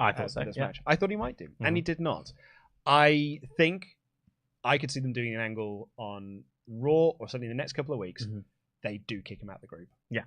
Well, because otherwise you're going to have heel versus heel at SummerSlam with Gunther. Let's see what happens. But this was a very notable. Our other Money in the Bank ladder match was Naomi versus Zoe Stark versus Lyra Valkyria versus Tiffany Stratton versus Chelsea Green versus Io Sky. This match, again, about 17 minutes, so it was a sprint of a match. And it was... I've written here, some of these ladder bumps are gnarly. Zoe and Lyra in particular just keep landing on these things hard, mostly unintentionally, because they just kept landing on these things awkwardly. There's a moment when Zoe did a little like flippy do over, cracked the back of her neck on the back of a ladder. Lyra Valkyria tried to do a spinning DDT and just like slipped up everywhere, started sprawling out onto ladders and whatnot. And like that's when the commentary this time were like, this is a car wreck. This match is an absolute car wreck. And it did feel like a car wreck because those early like cock-ups and whatnot, and the sloppiness, and it was all like as Get Out, was scary to watch. Then kind of like it made all the other bumps seem gnarlier in in comparison, even though you made this point when we were talking about it, they felt much safer. But like the tombstone that Io Sky did to Zoe Stark, looked like he damn near killed her. By the end of the match, every I've watched it back from Alex Queen of the Ring's fan cam perspective from the rafters of the arena where the press box was. Chelsea Green falling off that ladder right at the end onto those two tables was immaculate. So good. So picture perfect. Tiffany Stratton doing a really good job of setting up the ladder as well, and like it was really good. In fact, pretty much everything from I would say about 5 minutes onwards was immaculately done. It just because of that early 5 minutes where so many things had felt like just a complete lack of spatial awareness, I suppose. It made me feel like, oh, how's this one going to go? It felt like because they knew they only had 17 minutes and they had 100 spots they needed to do, they were rushing everything. It was breathless. 17 minutes is a long time. I don't know that I'm with you on this this length of matches thing. I think this was a perfect length of match for me. I think these ladder matches needed more time. I don't know. But I do think that they need to get better at the the spatial awareness thing. It was Lyra Valkyria going for that like tornado DDT thing and slipping on the ropes, and then neither of them fully being able to be like, right, let's get us out of this and get us back into it. Like, it was just a case of let's just work together to get back into it, as though you haven't slipped. Because the commentary covered for it really well. Like, Corey Graves is great. Corey Graves was like, oh, Io Sky's muscled herself out of it, but then because they just repeated the spot, it sort of made them look silly, and it made Corey Graves look silly. Corey Graves is really good at spotting where, getting there just before you start going. Like, so a great example was at Clash, Damian Priest, when he slipped over, and Drew sort of like stops, and then goes on him. He's like, Drew knows he can't win the title this way. Mm-hmm. So like, he's very good at just finding that way in. It's just, yes, they kind of then went back into it. They need to figure out how to fix that. Zoe's little move is really good, but the number of times she barely connects with it is... They need to be further out. The moonsaults, they need to generally be further out. A lot of the time it's to do with just spatial awareness, I suppose. And you can work on that. But a great example of it going well is Naomi. Like, Naomi doing the split leg DDT thing. That's another one where I was like, how's this going to go? What if this goes wrong for you? Oh, no, wait, you're a pro. Yeah. You've got this. You nailed that. I thought this was a hot mess and a piece of brilliance, and it at the same time. It was... It's great to use the term hot mess for this, because that's exactly what I would use for it as well, and that is wonderful because Chelsea Green is in the match. So like, and it was like watching all of them like clumsily try to set these ladder bridges up and try to set the ladders up into perfect positions and stuff for all these things. The whole, like, Michael Cole and Corey Graves. Michael Cole said it's the wildest ladder match that he's ever called, and I think because of that, it's because it felt so sloppy and messy. In kind of I said this in my interview, in the best way. It made your heart pound a bit. It did. Like, I was jumping out of my seat for some of these things because I thought they were really like dangerous in terms of getting hurt and stuff. But they were probably like absolutely safe as houses for the majority of the spots that they did. Because there comes a point where you do sort of, and that's this business of seeing so many ladder matches. You see, why have they brought that into the ring? Something that was said on commentary that I really appreciated. They were setting up one of the ladder bridges. I think it was in the men's match. And then Andrade just goes around to the other side and climbs up the other side. And I think it was Corey that sort of said, I think he might be doing that to stabilize the ladder. And I was like, oh, good, a bit of logic. Absolutely. So much in this, we see them set up spots and then do nothing with it. Yeah. And actually, the sense that any of these spots could go wrong at any moment, even in spite of the fact that for the last half of the match, they were doing a spectacular, safe job, it added that level of like, oh my God.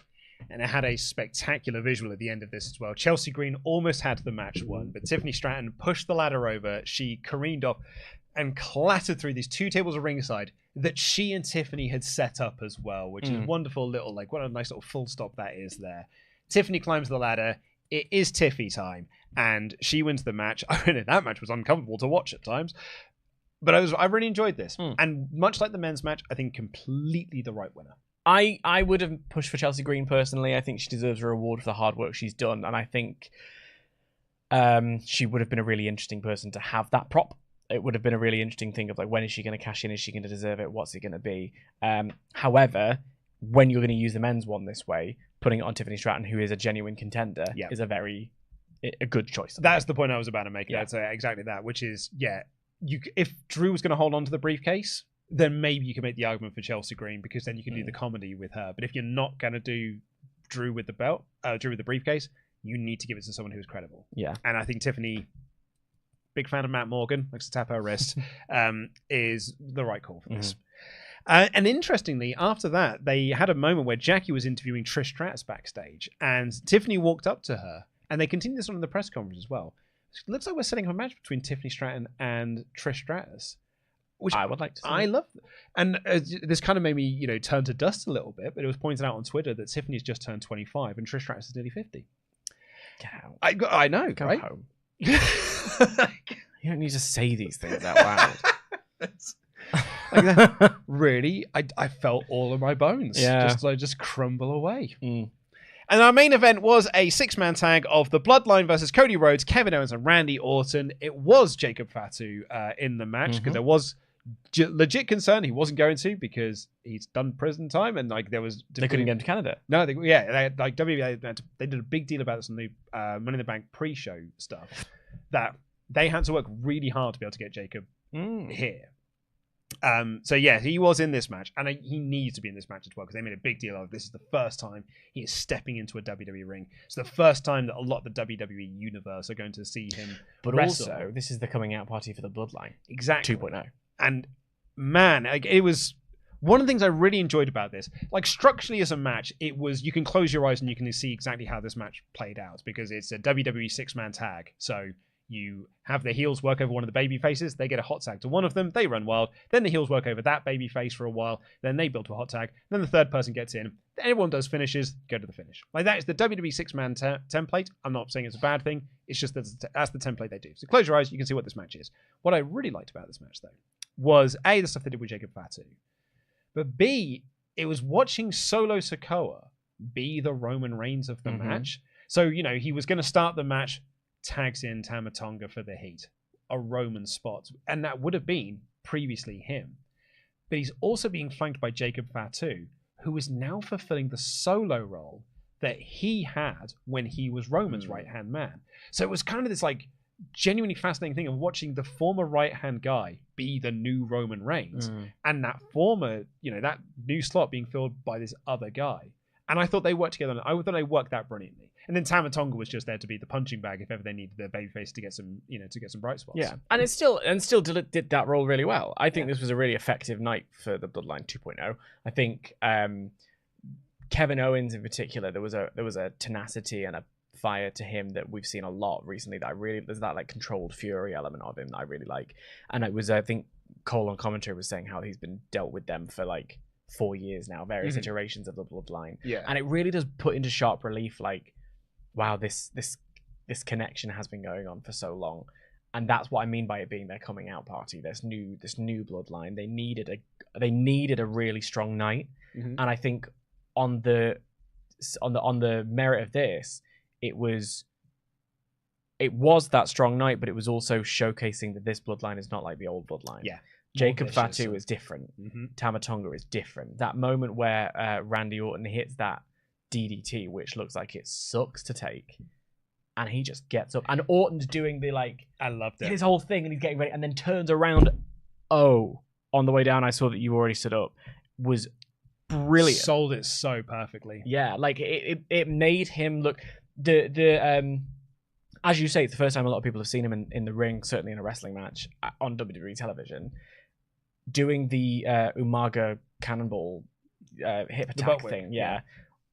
I truly was like, I hope he hasn't got a bit overexcited there, and Kevin Owens has just snapped his neck a little bit. And when Toni Storm does it, yeah, and it legit looks like she's going to concuss someone. Yeah, it was well executed and well taken. So fair play to them all. I thought this was a really successful night, and I will get into how it goes down. So yeah, when we get into the final third of this, it is a Bloodline match, so the ref got bumped. And it was very standard in that regard. I'm hyping it, but I should also say it was very standard. But you had the moment when the referee didn't just get bumped, the ringside doctor got bumped as well, because Jacob Fatu launched himself at Cody Rhodes. Cody Rhodes backdrops him over the barricade, and Jacob just clatters, his foot just knocks down this poor doctor at ringside. The referee gets bumped for a second time, and where do we get to? Frog splash to Jacob Fatu through the announcers table, and then we got the spot that most people might remember this match for, which is that Tonga Loa smegged up the one thing that he was supposed to do in this match, which is where he was meant to do a low blow, and instead gave Kevin Owens a prostate exam first, then gave him the low blow. I have seen a clip of Tonga Loa taking a dive from Cody and smacking his head on the announce table. The insinuation of which was he might have had his bell rung a little bit, which would explain why he didn't absolutely nail it. But also maybe that's just looking too far into it. Perhaps then, if someone might be able to remind me, does he take a move after that then? Because did he get RKO'd? He does. He does get RKO'd. In which case, I hope then it was not a concussion. Right. Because then that is a complete failure of the concussion protocol. Well, the doctor's just been taken out. Well, maybe you don't have one doctor at ringside. Yeah, no, I don't know. But either way, it was a botch. This is the thing. I would much rather this just be a botch. Yeah. I would much rather Tonga Loa, and he's got track record, just mess this up. He messed up his own debut. Yeah, he did. I would much rather it be that, because if he took a bump, then that is a failure of the concussion protocol, and then that raises way worse questions. It's funnier if it's just a botch, and so I'm hoping it's that. And in the end, they gave a series of RKOs, a spike to Orton, crossroads to Solo Sikoa. He was about to do the third one, but Jacob Fatu broke that up brilliantly so, hits his implant DDT, and he holds up Cody so Solo Sikoa can hit the spike and pin the WWE Champion 1, 2, 3. In a nice mirroring of last year's Money in the Bank, where the champion got pinned there as well. It was something that last year's Money in the Bank I kept talking to our watch party attendees about, was that I was like, you have Jay pin Roman here to show that it can be done. It doesn't matter really how you get it done. Just if we get that visual of Jay pinning Roman, I didn't believe for 1 second Jay was going to win the title at SummerSlam, but I needed to know, I could go into that knowing that he'd pinned Roman. So you're telling me there's a chance.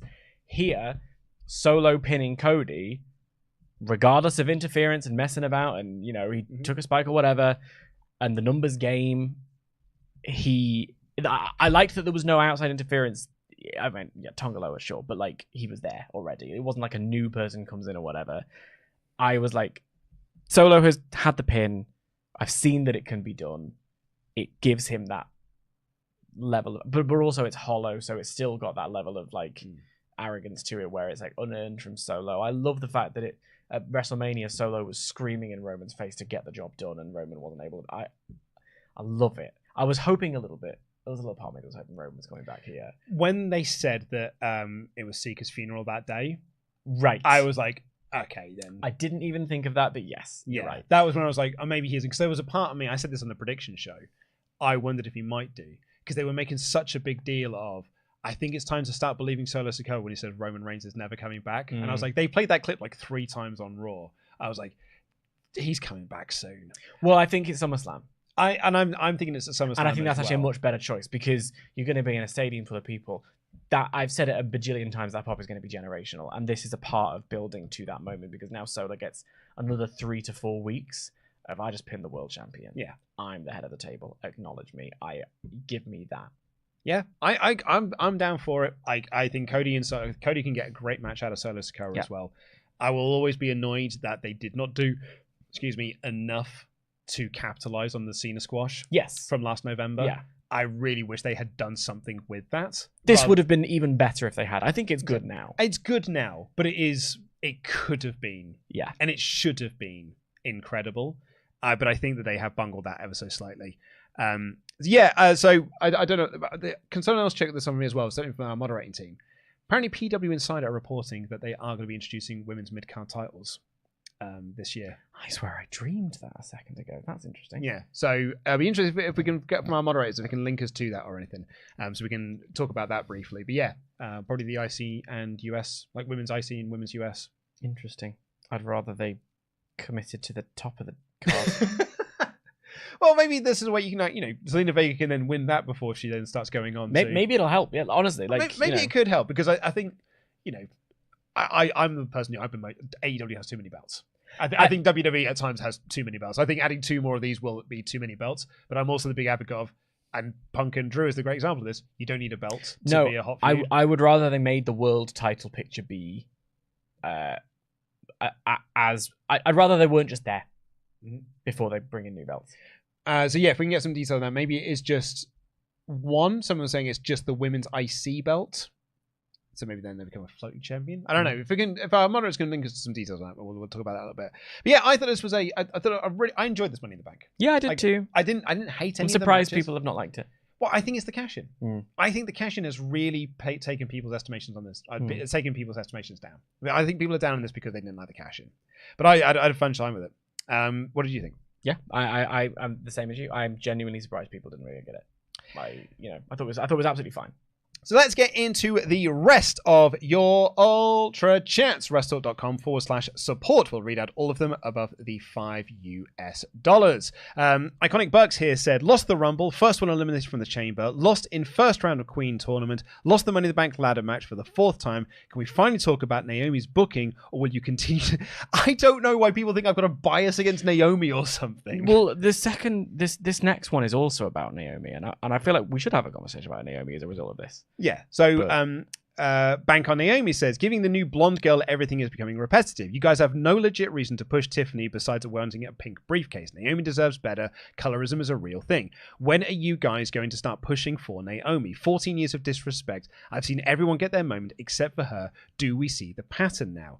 And Fanta Consumer has been a member for 6 months in a row, says, I don't want to make you guys uncomfortable, but as a black person, I can't forget the Tiffany video, especially with the non-apology that she gave. So there are a couple of things to unpack there. First of all, I agree about not being able to unsee the video and the non-apology. I think that there's something that needs to be looked at there. And that is almost a separate conversation to the idea that they're not pushing Naomi because of colorism, which of course colorism is a real thing. Racism is a real thing. I don't think any of us, certainly, I would hope, have called that into question ever.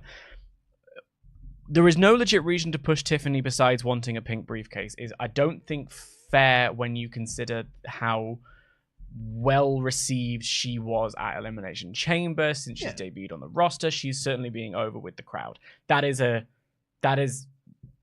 one thing to look at. Then as Fanta Consumer has also said, you need to consider that as well. There is also a misogyny and a misogynoir element of all of this as well, where we're not looking at what there's almost more aggro being put on it because it's the women's division. It's a very nuanced and complex conversation. But I honestly don't think it's fair to say that Naomi has never been given her flowers or never been given her opportunities or never been given her moments.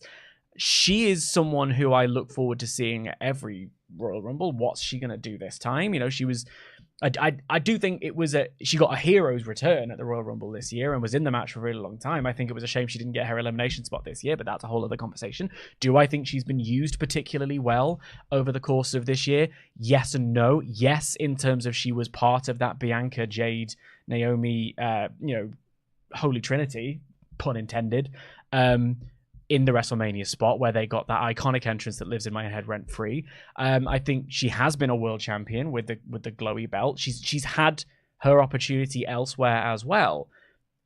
It's a complicated conversation, and I have seen specifically Bank on Naomi make this comment a lot, and it is not a million miles away to other comments we get about like Alexa Bliss, where there's something about latching onto certain women wrestlers, and it I just don't know what to do with it. I don't know how to have the conversations you want us to have with that. Do you know what I mean? So here's my take on this.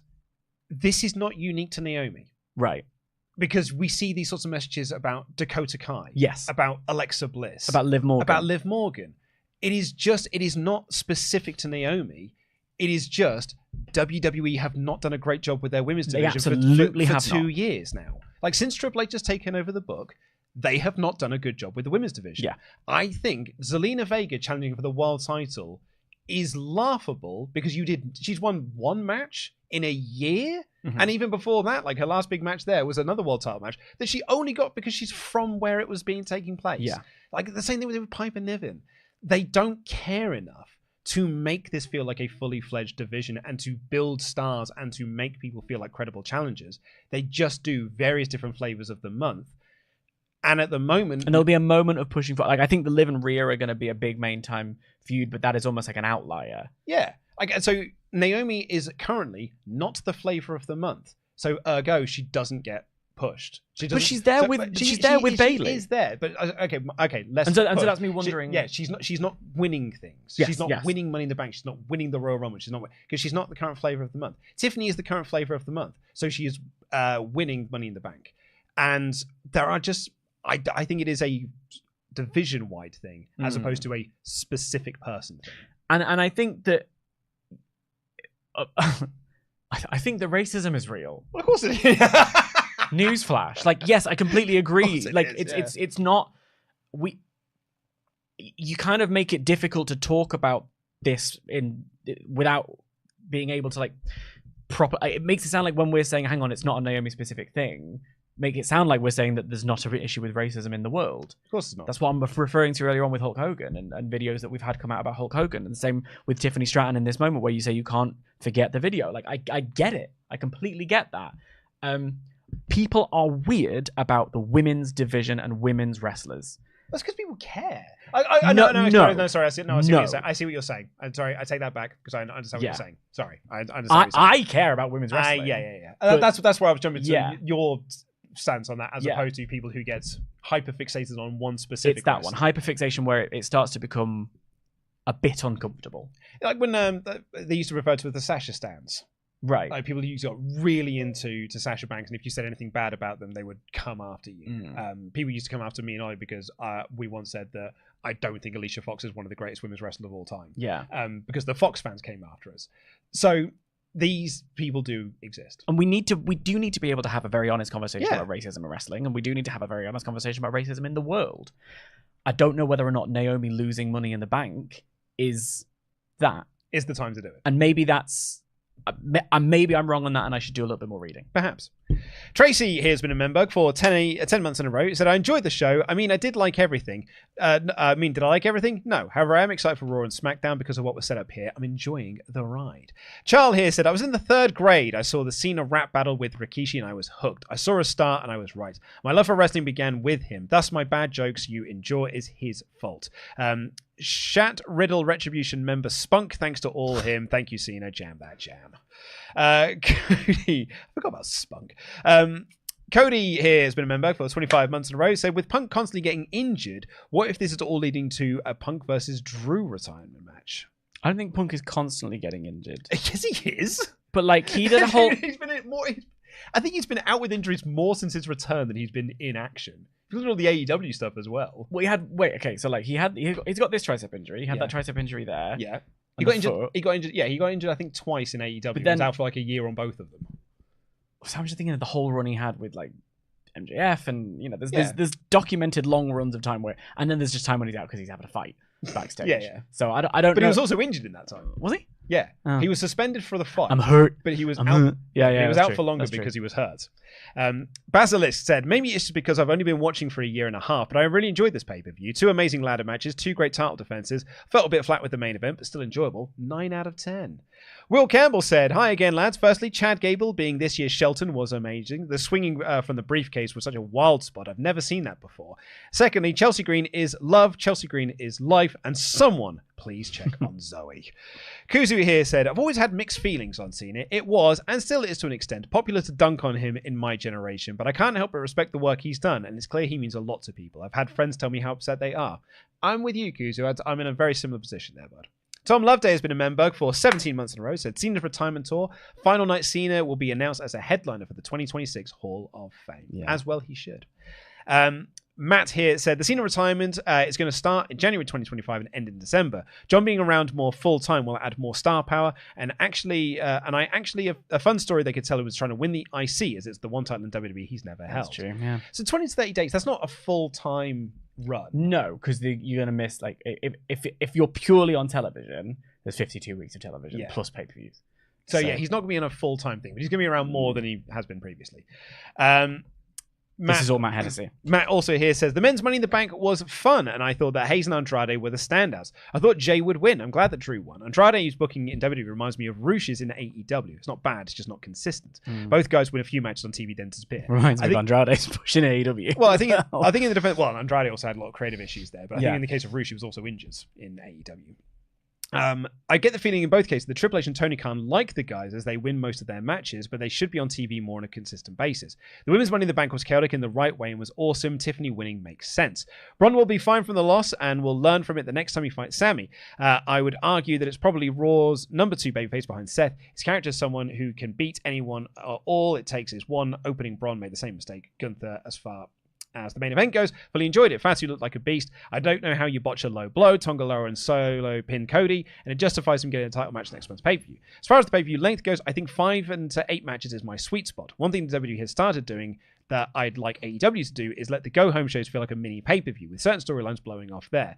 The go home episode of SmackDown was built around DIY and A-Town Down Under. Half the show was dedicated to them. There were video packages and backstage segments to hype that matchup. Had a big fight feel and the crowd booed the Hills and gave a big pop when DIY won the belts. It made the TV show feel as important as the pay-per-view. And as it's WrestleMania or All In, both companies should keep their pay-per-views 5 to 8 matches while allowing other big storylines to blow off on TV. Allow the go home shows to feel like mini pay-per-views. Yeah, I still feel like if you put the DIY match on the pay-per-view, you've got a nice length of pay-per-view there. Mm-hmm. I'm not mad at the 5 matches. I quite liked it. It was breezy. Well, it is, and I made this joke with you this morning because I watched this on catch up. Mm. I didn't watch this live.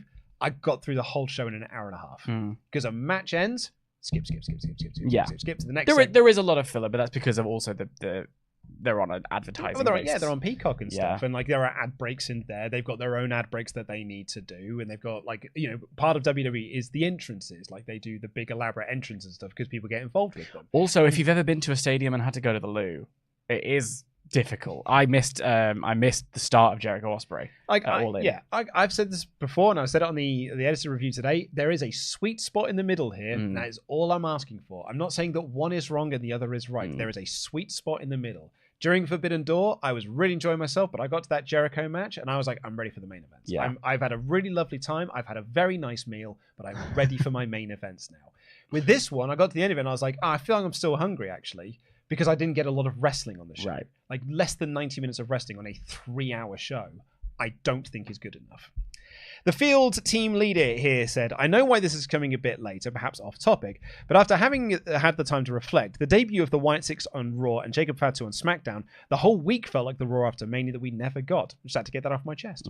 Agreed. Lakshmi has been a member for 33 months in a row, said, random weird thought. Assuming the budding WWE TNA relationship sustains, does that mean potential options for Money in the Bank?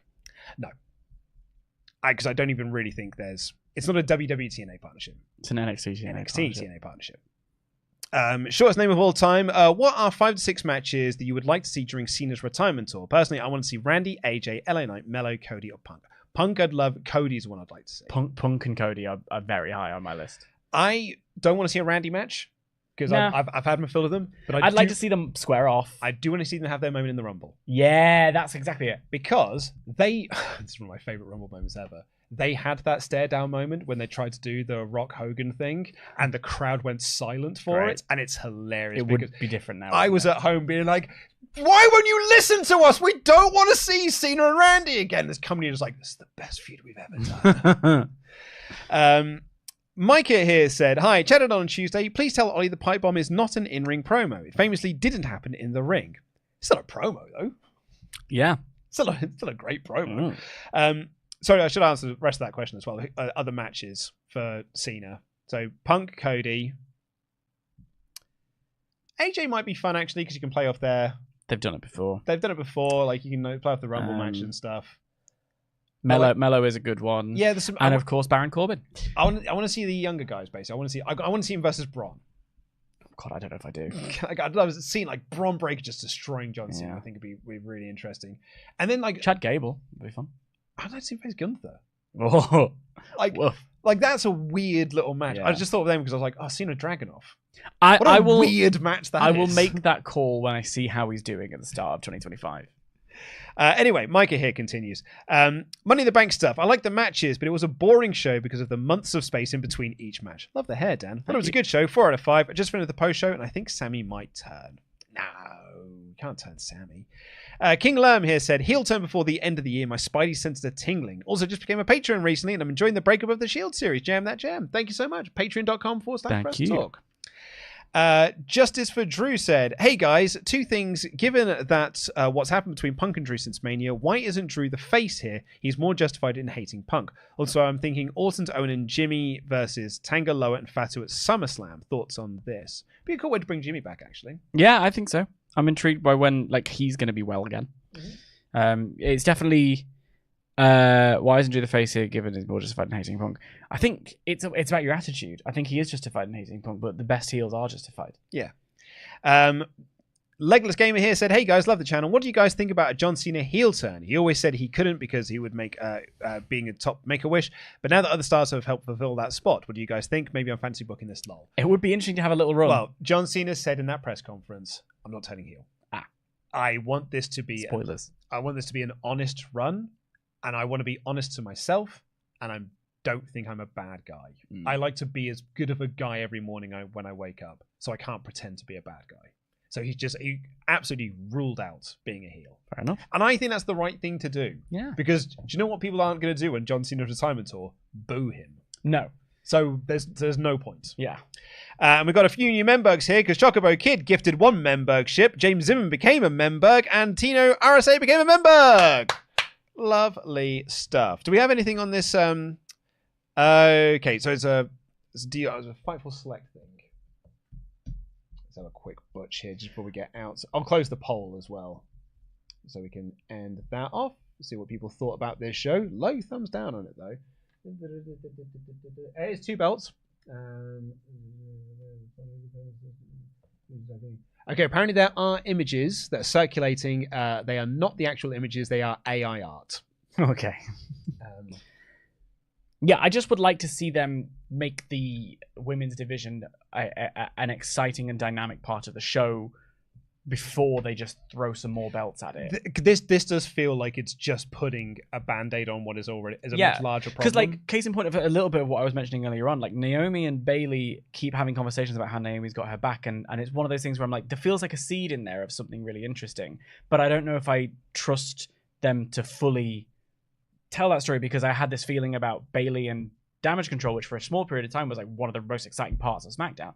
Make the top of the card really as exciting as all the other things. At the moment, it feels like the tag division, where it's like just sort of there. Yeah. An attraction rather than a level of effort that's been put into it. Yeah. I think that there is a bigger problem, and that is the booking of the division as a whole, and I don't think just putting belts on there is the answer to that. Having said that, I'm sure it'll be an exciting match when you crown a first champion. Yes, and it is both belts. A multi-man ladder match. And it will be, and it'll be both belts as well, so it is a women's US and a women's IC as well, so more belts on the show. Intriguing. Well, that's all we've got time for. Thank you so much for this bumper episode of the show. If you haven't already, click the videos in the description, because we have done our top wrestler of the year 2024 so far and our best matches of the year so far as well. So check those out. Thank you very much. And we'll be back tomorrow because Dan and Tempest will be reviewing NXT Heatwave. And then on Tuesday, you and I will be back in the hot seat because we'll be reviewing Raw. Monday Night Raw, which I'm sure will have a very pissed off Drew McIntyre. Till then, I've been Luke Owen, DAD. That has been Dan Layton. Please do press the subscribe button, give us a thumbs up, leave a comment down below, and jam that jam.